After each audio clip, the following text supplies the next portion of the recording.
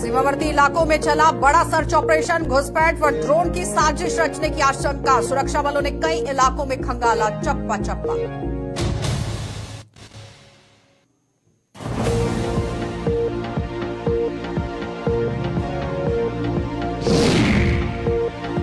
और सफलताओं के नए आयाम बना रहा जीएमसी अस्पताल। घुटने के कैंसर से जूझ रहे युवक को दिया नया जीवन। मरीज का घुटना बदलकर बनाया चलने फिरने के लायक।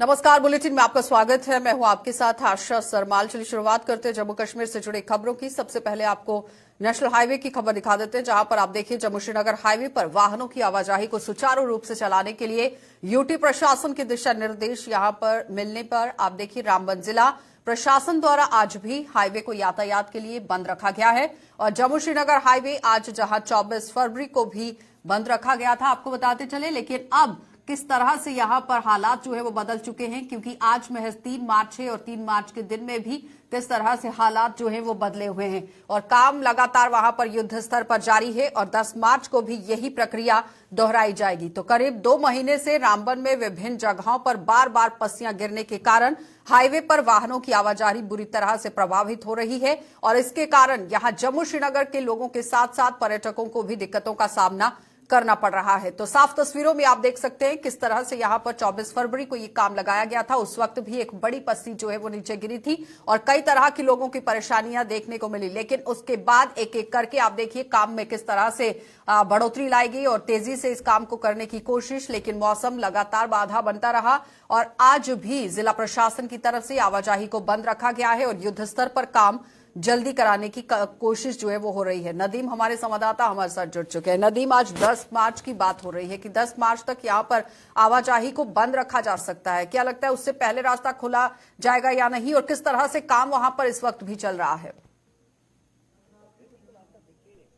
जब हम देखते हैं क्योंकि श्रीनगर जम्मू हाईवे पर ड्राइवर करते हैं, काफी परेशान होते हैं, तब जब सरमाद की बात बर्फबारी कुछ अब की नहीं मिला। हमने देखा खराब मौसम जम्मू नेशनल हाईवे कई बार बात हुआ पर कई जगहों पर बरसात तो कहीं, इस वजह से हम ये जो रोड होकर रह गई और इसी तमाम चीजों को मद्देनजर रखते हुए इंतजामिया की जानिब से फैसला लिया गया कि रोड की हम मेंटेनेंस करेंगे ताकि डबल क्रॉसिंग रोड पॉसिबल हो। और इसीलिए हमने देखा कि पिछले जब हम फ्राइडे की बात करें तो रोड को बंद रखा गया था। क्यों? क्योंकि रोड की मेंटेनेंस होगी। बराबर 24 घंटे का टाइम लिया जाता है, 6 बजे से 6 बजे तक रोड बंद रहती है और आज भी सुबह 6 बजे गाड़ियों की आमद को बंद कर दिया गया था और कल सुबह 6 बजे तक यह सिलसिला चलेगा। और इस भी जो 24 घंटे का वक्त है इसमें रोड मेंटेनेंस होगी और आने वाले वक्त में ये मार्च 10 को भी होगा, लेकिन कंक्लूड उसी दिन नहीं होगा। अगर पॉसिबिलिटी हुई कि रोड हमारी मोटरेबल हो गई और अच्छी रोड हो गई, स्मूथ सरफेस हो गई, तो गाड़ियों को नदीम, ये बताइए कि हर हफ्ते शुक्रवार का दिन रखा जाता है या सिर्फ जब अभी यहाँ रास्ता बंद है उसकी वजह से इस तरह से काम जो है वो किया जा रहा है?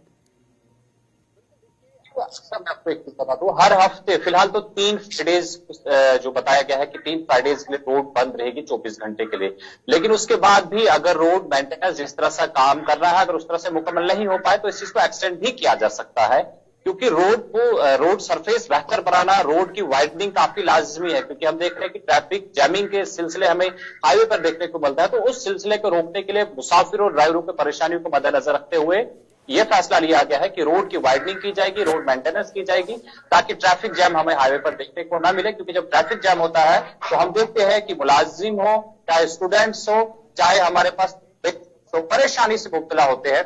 और इन्हीं तमाम चीजों को मद्देनजर रखते हुए फैसला लिया गया है कि रोड की मेंटेनेंस करेंगे, वाइडनिंग करेंगे, ताकि ट्रैफिक जैम देखने को ना मिले और कोई भी तबका हाईवे से परेशान ना हो। जी आशा। चलिए नदीम, बहुत बहुत धन्यवाद जुड़ने के लिए। तो फिलहाल आपने देखा कि 3 शुक्रवार का जो समय है वो रखा गया था कि मेंटेनेंस का काम यहां पर किया जाएगा। युद्ध स्तर पर काम जो है वो करने की कवायद शुरू कर दी गई है, लेकिन अब देखना ये होगा कि कब तक ये पूरी निजात आम जनता को मिलेगी। आगे बढ़ जाते हैं, अब आपको सांबा लिए चलते हैं, जहां पर जम्मू के सांबा सेक्टर के कई सीमावर्ती इलाकों में आज सर्च ऑपरेशन चला दिया गया है और सीमा पार से होने वाले घुसपैठ और ड्रोन की साजिश की आशंका के चलते सीआरपीएफ, पुलिस और एसओजी की टीम मौके पर पहुंची है और इन इलाकों को चप्पे चप्पे पर आप देखिए किस तरह से खंगालने की कोशिश हुई है। तो सर्च ऑपरेशन यहां लालाचक, जराई, चकमा, दुलमा और बेई नाले के पास ये चलाया गया है। यहां पर आप देखिए साफ तस्वीरों में किस तरह से सर्च ऑपरेशन सुरक्षा बलों की तरफ से चलाया गया है। और आपको ये भी बताते चलें कि सीमा पार से आशंका यहां घुसपैठ की है, जिसे मद्देनजर रखते हुए ये सर्च ऑपरेशन लगातार जारी कर दिया गया है।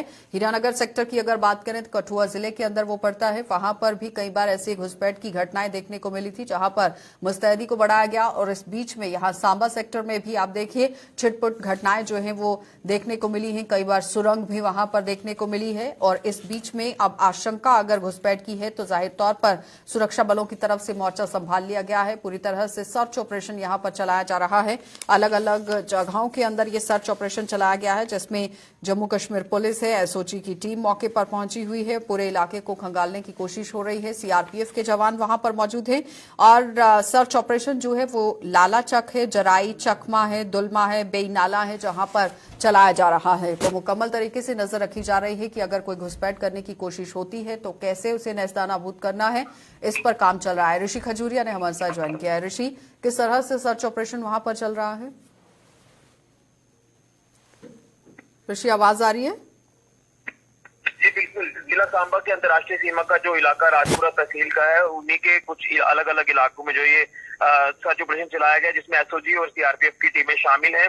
और आप इसे एक रूटीन सर्च ऑपरेशन भी कह सकते हैं, लेकिन जिस तरह से कुछ दिन पहले एक पाकिस्तानी मार्क एयर बैलून जो वो इसी जुरिक्शन में जो वो रिकवर हुआ था गगवाल के एक रेलवे स्टेशन के पास, और उसके बाद से कहीं ना कहीं यहाँ पर ये भी हो सकता है कि कोई ऐसी शरारत ना की गई हो, किसी षड्यंत्र को जो वो सरंजाम पहुंचाने की कोशिश पाकिस्तान कर रहा हो, उसी को लेकर यहाँ पर जो वो सर्च ऑपरेशन आज एसओजी और सीआरपीएफ की तरफ से चलाया गया है।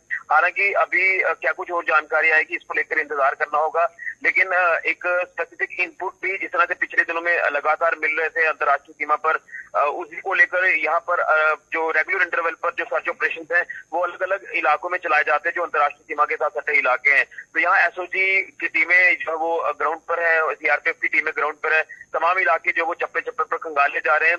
और ये भी देखा जा रहा है कि कहीं कोई ड्रोन की जो पॉसिबिलिटी तो नहीं है, तो ड्रोन ड्रॉपिंग जो वो काफी मैक्सिमम चांसेस के हो सकते हैं। इन तमाम चीजों को ध्यान में रखते हुए सर्च ऑपरेशन लगातार चलाया जा रहा है। ड्रोन ड्रॉपिंग का मामला भी कई बार सामने आया है, लेकिन सांबा सेक्टर की अगर बात की जाए तो कई बार सुरंग भी वहां पर देखने को मिली है और इस बीच में नाले का जो रास्ता है उसका भी इस्तेमाल किया जाता है। बिल्कुल सही कहा आपने। यहाँ पर कुछ ऐसे नाले हैं जो एक पुराने इन्फिल्ट्रेशन रूट माने जाते हैं, उन तमाम नालों पे भी यहाँ पर सर्च ऑपरेशन चलाया जाता है, जिसमें बेई नाला एक पुराना इन्फिल्ट्रेशन रूट है, बब्बर नाला है। तमाम इन इलाकों के आसपास जो ये सर्च ऑपरेशन किया जा रहा है और आप देख रहे हैं कि क्या कुछ चीजें सामने आती है, लेकिन अभी फिलहाल बताया जा रहा है कि सर्च ऑपरेशन जो वो रोक दिया गया है। अभी फिलहाल ऐसा कुछ हासिल नहीं हुआ है और उम्मीद यही जताई जा सकती है कि आगे भी ये सर्च ऑपरेशन जो वो लगातार कंडक्ट किए जाएंगे, क्योंकि जिला सांबा जो है वो एक अंतर्राष्ट्रीय सीमा का इलाका है, सेंसिटिव इलाका है और यहाँ से पॉसिबिलिटीज जो वो इन्फिल्ट्रेशन की भी बढ़ जाती है और ड्रोन ड्रॉपिंग भी बढ़ जाती है। इसी को लेकर ये जो तमाम जो प्रोसेसेस हैं ये यहाँ पर सुरक्षा एजेंसियों द्वारा जो वो लगातार बहुत बहुत धन्यवाद ऋषि जुड़ने के लिए। तो फिलहाल आपने देखा कि ऋषि खजूरिया जानकारी दे रहे थे कि फिलहाल अभी सर्च ऑपरेशन को रोका गया है, लेकिन अलग अलग जगहों पर सर्च ऑपरेशन शुरू कर दिया गया है, जहां से भी इन्फिल्ट्रेट हो सकता है वहां पर मुकम्मल तरीके से इलाके को खंगाला जा रहा है और चप्पे चप्पे की तलाशी ली जा रही है।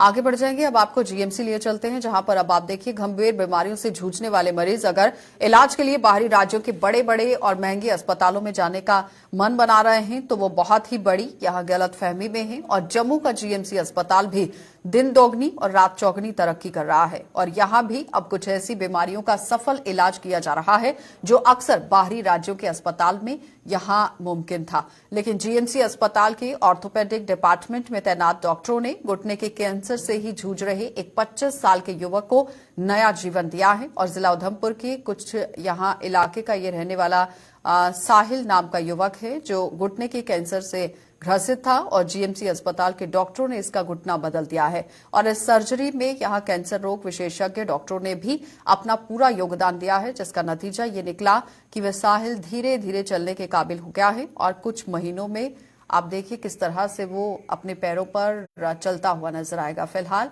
तस्वीरों में आप देख रहे हैं किस तरह से जीएमसी के अंदर एक अच्छी खबर और राहत भरी खबर देखने को मिली है, जहां आप देखिए घुटने के इलाज के लिए अगर आपको बाहर का रुख करना पड़ता था तो अब आपको वहां जाने की जरूरत नहीं है। जीएमसी के अंदर आप पहुंच सकते हैं, वहां पर आपका इलाज हो सकता है और मुकम्मल तरीके से डॉक्टरों की टीम वहां पर है।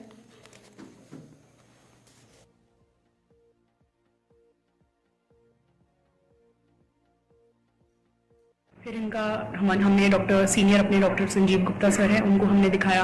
उन्होंने इनका एक एमआरआई स्कैन कराया घुटने का। उसमें पता चला कि इनको कैंसर है, ऑस्टियोसार्कोमा ऑफ द बोन, जो कि हड्डी का कैंसर होता है।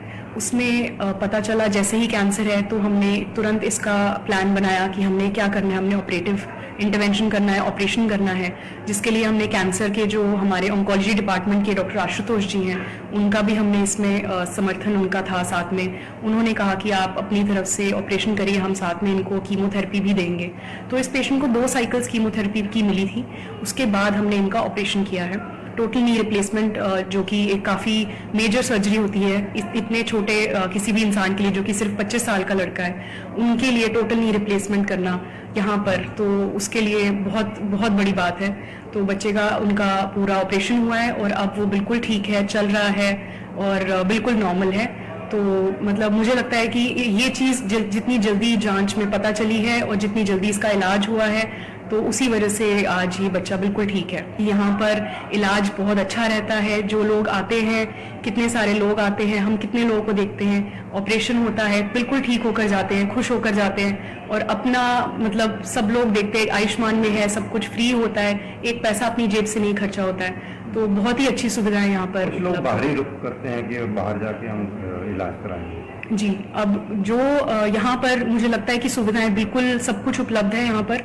तो यहाँ पर सब कुछ ऑपरेशन वगैरह होते हैं। सारे हमारे जितने भी बड़े बड़े डॉक्टर साहब हैं, डॉक्टर संजीव गुप्ता सर हैं हमारे एचओडी, और डॉक्टर आशुतोष सर हैं ऑन्कोलॉजी में, और हमारे डिपार्टमेंट के बाकी जितने बड़े सब लोग हैं, और यहाँ पर सब कुछ ऑपरेशन होते हैं। ऐसा कुछ नहीं है जो यहाँ पर नहीं हो सकता है। तो मेरी राय यही है कि जो भी यहाँ पर आते हैं, अपने दिमाग से ये चीज़ बिल्कुल सुनी सुनाई बातों पर विश्वास ना करें। तो अपना दिमाग है, बिल्कुल आप विश्वास के साथ आएंगे तो आपका सबका काम भी अच्छे से होगा और हमारे साथ भी सब अच्छे से रहेगा।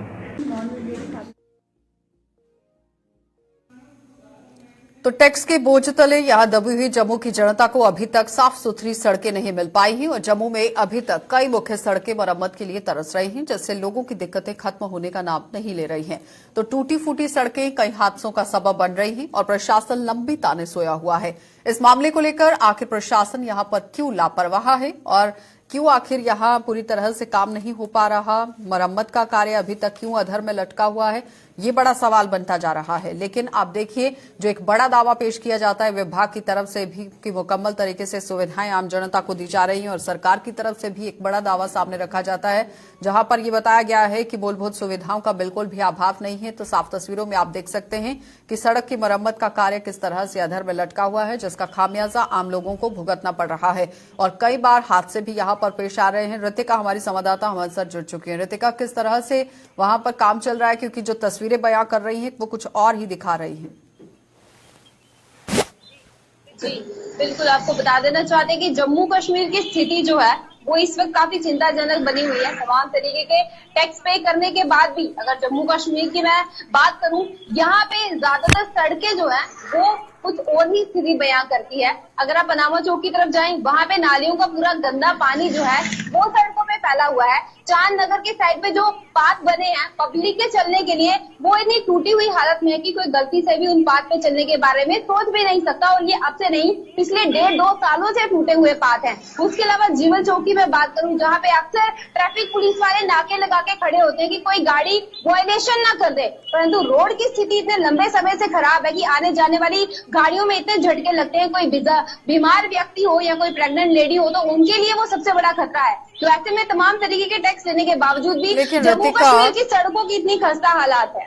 अभी सवाल यहाँ पर यह है कि पीडब्ल्यूडी रोड विभाग यहाँ पर इस वक्त आप देखिए साफ तौर पर काम करता हुआ नजर आ रहा है और दावा भी पेश किया जा रहा है कि बहुत जल्दबाजी में काम हो रहा है, क्योंकि 31 मार्च से पहले पेमेंट का भी है और उससे पहले जितने भी पेंडिंग वर्क्स है उन्हें पूरा करने की कोशिश होगी। लेकिन क्या लगता है कि इस रोड की तरफ अभी तक ध्यान क्यों नहीं दिया जा रहा? आपको बता देना चाहते हैं कि जम्मू में बहुत सी जगहों पे रोड के काम चल रहे हैं और कई जगहें ऐसे भी हैं जहां पे ये दावा किया जा रहा है कि काम कंप्लीट हो चुका है, परंतु काम जो है वो इनकम्प्लीट तरीके से पूरा करने की कोशिश की गई है। कई जगहें ऐसी हैं जहां पे छोटे छोटे पुलों का निर्माण किया गया है, क्योंकि वहां पे बड़े बड़े नाले पड़ते हैं रोड के साइड पे, लेकिन उन पुलों को बनाने के बाद रोड से जहां से जुड़ाव पड़ता है वो जगहें इतने गलत तरीके से बनाई गई है कि आते जाते गाड़ियों के टायर के पंक्चर होने का खतरा भी बना रहता है। यानी कि इनकम्प्लीट वर्क है जम्मू कश्मीर की सड़कों का, और ऐसे में लोगों का रोष जो है वो हमें देखने को मिलता है। बहुत बहुत धन्यवाद रितिका जुड़ने के लिए। तो फिलहाल आपने देखा कि रोष आम जनता का देखने को मिल रहा है, जिसकी वजह से आप देखिए काम होता हुआ नजर नहीं आ रहा है, जिसके बाद आम जनता का रोष बिल्कुल भी जायज यहां पर देखा गया है। रोड विभाग को ध्यान देने की जरूरत है, प्रशासन को भी ध्यान देने की जरूरत है कि जहां आम जनता को सुविधाएं नहीं मिल पा रही हैं फराहम कराई जाए। आगे बढ़ जाएंगे। अब आपको सरकार द्वारा खेलों को बढ़ावा देने के लिए बड़े पैमाने पर प्रयास किए जा रहे हैं, जिसके तहत खिलाड़ियों को खेलों का बेहतर बुनियादी ढांचा मुहैया करवाया जा रहा है ताकि खिलाड़ी अपने खेल प्रतिभा को निखार सके। तो उसी उद्देश्य को लेकर यहां जिला पुंछ के ही इंडोर स्टेडियम में भी बॉक्सिंग रिंग का निर्माण कर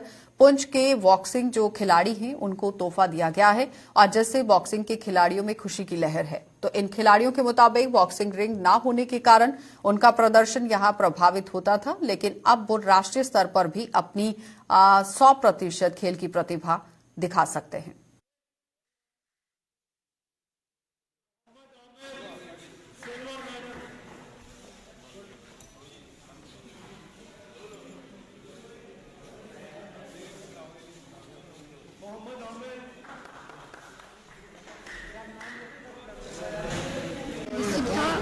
हमें देख के बहुत अच्छा लगा, क्योंकि ये एक्टिविटी हुई हमारे स्टेडियम में। पहले तो हमारा रिंग नहीं था और हमें बहुत प्रॉब्लम फेस करनी पड़ती थी। जैसे हम स्टेट लेवल खेले, नेशनल लेवल तक हम खेले, तब हमें बहुत सारी प्रॉब्लम फेस करनी पड़ती थी क्योंकि रिंग नहीं था, तो हमें एक्सपीरियंस लेना कि कैसे खेले हम। तो अभी बहुत अच्छा हो गया कि हमारे पास रिंग है, सब चीज़ अवेलेबल है, तो आगे हम 100% तो देंगे। वैसे हम पहले भी देते थे क्योंकि हमारी प्रैक्टिस जो है शाम को डेली रूटीन में हम करते हैं। तो थैंक यू। हमें पहले कुछ भी नहीं था, मतलब कुछ ग्राउंड भी नहीं था, खेलते थे, रिंग भी नहीं थी। आज बड़ा अच्छा फील हुआ, इनमें भी खेला, मतलब सबको अच्छा लगा और अब आगे ऐसी अच्छी हम अपना आगे 100% देंगे। पहले भी हम 100% देते थे, पर फिर भी हमें ग्राउंड की दिक्कत थी, सबकी दिक्कत थी। अब हम सब चीज़ें हमें प्रोवाइड की गई हैं, तो हम अपना बेस्ट ही देंगे। जैसे कि अभी डिस्ट्रिक्ट चैंपियनशिप बॉक्सिंग हो रही है, इन फ्यूचर हम एक बॉक्सिंग टूर्नामेंट जो ऑर्गेनाइज करवाने वाले हैं। और जैसे कि बॉक्सिंग रिंग का बोला जाता है कि हम जो जेएनके स्पोर्ट्स काउंसिल है तो उनका बहुत शुक्रिया अदा करते हैं जिन्होंने बॉक्सिंग रिंग हमें यहाँ प्रोवाइड की है पुंछ में, क्योंकि पुंछ में बहुत ज़्यादा टैलेंट है। जिस भी हद तक देखा जाए, चाहे वॉलीबॉल हो, बॉक्सिंग हो, खो खो हो, कबड्डी हो, हॉकी हो, कोई भी हो, मतलब हम लोगों के पास जो इंफ्रास्ट्रक्चर है उसकी कमी है और वो भी स्पोर्ट्स काउंसिल हमें हर एक चीज़ प्रोवाइड कर रही है। इन फ्यूचर हम और भी मेहनत करेंगे और भी बच्चे यहाँ से आपको नेशनल खेलने के लिए मिलेंगे।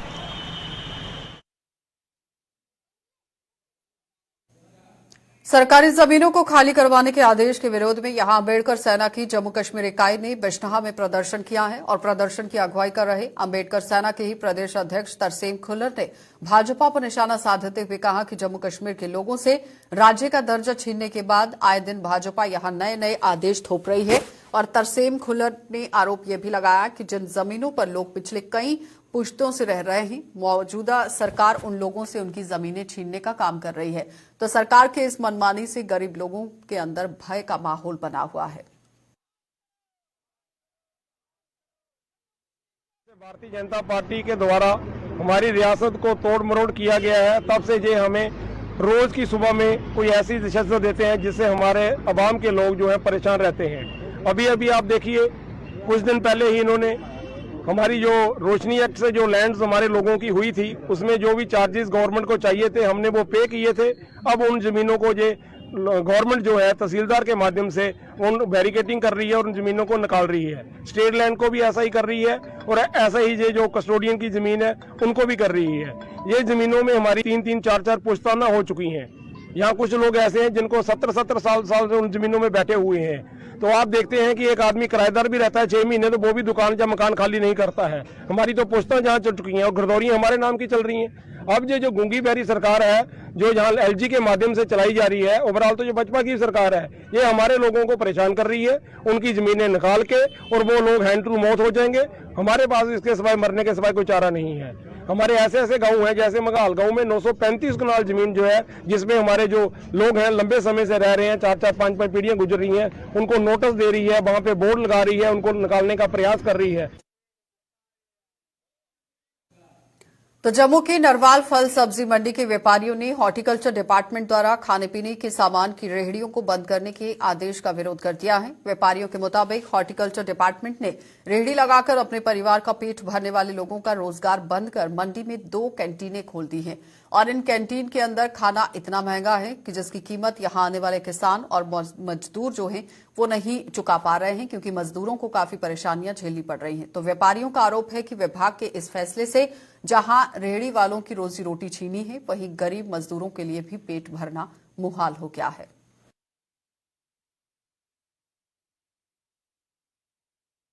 तो ये हॉर्टिकल्चर का कसूर है कि इसका रेट होना चाहिए था। एक प्लेट, एक खाना, एक टाइम का 80 रुपये रेट है। मैं समझता हूँ कि ये मजदूर 200-300-400 रुपये कमाता है, घर से दूर आया है, गांव से काम करने के लिए आया है, अगर 400-500 कमाता है, 3 टाइम की रोटी खाएगा तो उसका 250 रुपये वो चले जाएगा। चाय का कप 10 रुपये है, कैंटीन का रेट कम से कम 7 रुपये रखना चाहिए था। लेकिन मैं कह रहा हूँ कि ये मजदूर आदमी कहाँ जाएंगे। अभी जो रेडियो लगी थी, ये हॉर्टिकल्चर ने बिल्कुल बंद करा दी। मेरे को समझ नहीं लगा इसका कारण क्या है। 1-2 कैंटीनें खुली हैं यहाँ पर, हमको कम से कम 15 कैंटीनें चाहिए। हमारी सब्जी मंडी और फ्रूट मंडी में 15 कैंटीनें चलेंगी तो 10-15 हज़ार जो आदमी लोग आते हैं वो खाना खा सकते हैं। सुबह 3 बजे 2:30 बजे यहाँ मंडी स्टार्ट होती है, चाय पानी जो खाते हैं लोग, मजदूर काम करेगा या अपनी खाना बनाएगा या चाय बनाएगा। 10,000 बंदा, 15,000 बंदा, 20,000 बंदा श्रीनगर से, भद्रवाह, किश्तवाड़, पुंछ, रजौरी, यहाँ से लोग आते हैं। रेहड़ियाँ बंद हो गई हैं, जिसका खाने का रेट है 30 रुपया प्लेट। एक टाइम का 30 रुपया प्लेट है। चावल रोटी वो सभी देते हैं रेहड़ी वाले, चाय वाले। बिल्कुल मैं कह रहा हूँ इतना बुरा हाल है यहाँ पर कि कैंटीन 2 कैंटीनें कैसे काम कर सकती है। हिंदुस्तान में कोई भी मंडी ऐसी नहीं है जहाँ पे रेहड़ी में, जहाँ छोटे मोटे ढाबे जो वेंडर होते हैं, छोटे मोटे वेंडर जो लोगों को प्रोवाइड करते हैं खाना 20-30 रुपये में, 35 रुपये में पेट भर के जो मंडी में आते हैं, किसान आते हैं, व्यापारी आते हैं, ट्रक ड्राइवर आते हैं, हमारे खुद के लेबर वाले हैं, 30-35 रुपये में पेट भर के खाना खा सकते हैं। मेरे को समझ नहीं आता ये क्या प्रॉब्लम है। अपनी जो हमारा हॉर्टिकल्चर डिपार्टमेंट है, भी इनको लगाने नहीं दे रहे। कभी वो उनके वो तंग करते हैं, उनको उठा के ले जाओ, ये करो वो करो। और मंडी में मैं समझता हूँ मेरे हिसाब से नियर अबाउट 100 जो वेंडर होंगे जो प्रोवाइड करते हैं खाना लोगों को। 100 के साथ जो एक भी वेंडर है, एक वेंडर के साथ 10 बंदे जुड़े हुए हैं। 100 into 10, 1,000 बंदा। एक तो पहले वो अपने हो गया, बेरोजगार हो गया, नंबर 1। नंबर 2 जो पेट भर के खाना खाते हैं 30-35 रुपये में, वो कैंटीन में जो 60 या 70 रुपये का या 80 रुपये का, वो कहाँ से खाना वो। तो फसलों की सिंचाई के लिए पानी न मिलने से जम्मू जिले के ही मड़ ब्लॉक के किसान परेशान हैं। मड़ ब्लॉक के गांव शामेचक के किसानों का कहना है कि नहरों की साफ सफाई के कारण फसलों को पानी न मिलने के कारण उनकी फसलें सूख रही हैं और साथ ही ये भी कहा गया कि सिंचाई विभाग ने वादा किया था कि नहरों की साफ सफाई कर 1 मार्च को नहरों में पानी छोड़ दिया जाएगा, लेकिन अभी तक नहरों की साफ सफाई नहीं हो पाई है, जिसका खामियाजा किसानों को भुगतना पड़ रहा है और जल्द ही नहरों में पानी नहीं छोड़ा गया तो यहां आप देखिए उनकी फसलें बर्बाद हो जाएंगी। इस तरह से बात कही गई। नहीं मिल रहा जी, और फसलें चूहा लगा रहा, बुरी हालत है। कोई भी नहीं दिखी सकता, कोई भी महकमे का अफसर जो अगली चल रहा वो नहीं मौका दिख सकता भी क्या हालत है खेतरे की। गन्ने की देखो क्या हालत हुई है। जो स्टाले रहा, स्टाले भी चूहा कुदरी जा रहा बिच बड़े का, चिंगेर कर लेना।